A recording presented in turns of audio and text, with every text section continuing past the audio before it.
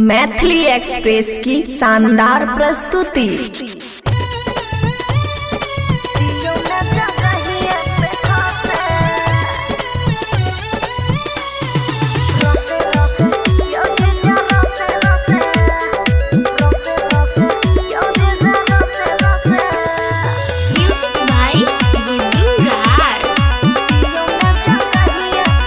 खुशी recording studio बलुआहा। रसे रसे यौजी जा रसे रसे रसे रसे यौजी जा रसे रसे। चैन खो गया है सब कुछ हो गया है, चैन खो गया है सब कुछ हो गया है। कोरैया सूट लसे लसे, कोरैया सूट लसे लसे। रसे रसे यौजी जा रसे रसे रसे रसे यौजी जा रसे रसे।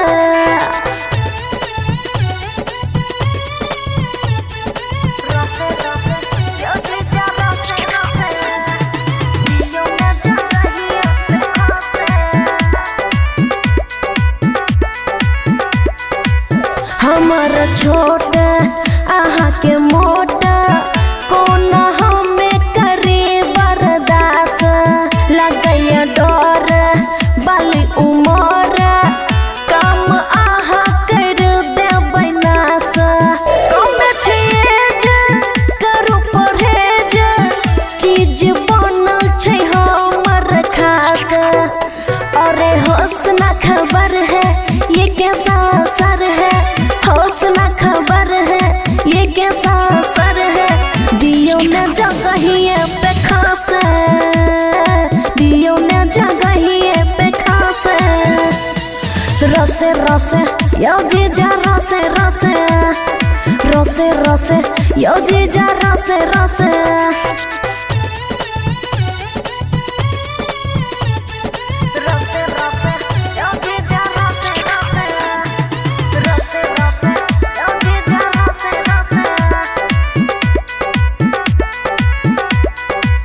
करू सवार लिया खबर चढ़ के जे जा जाइया उतर।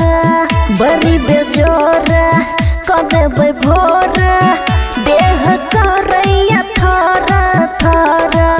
मानु बात दै छी साथ टूटे बॉडी गतर गतर।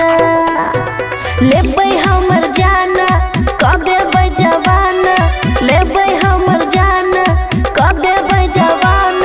बबुआ राहुल एना नहीं हंसे, बबुआ राहुल एना नहीं हंसे। रसे रसे यौजी जा रसे रसे रसे रसे यौजी जा रसे रसे। खुशी रिकॉर्डिंग स्टूडियो बलुआहा।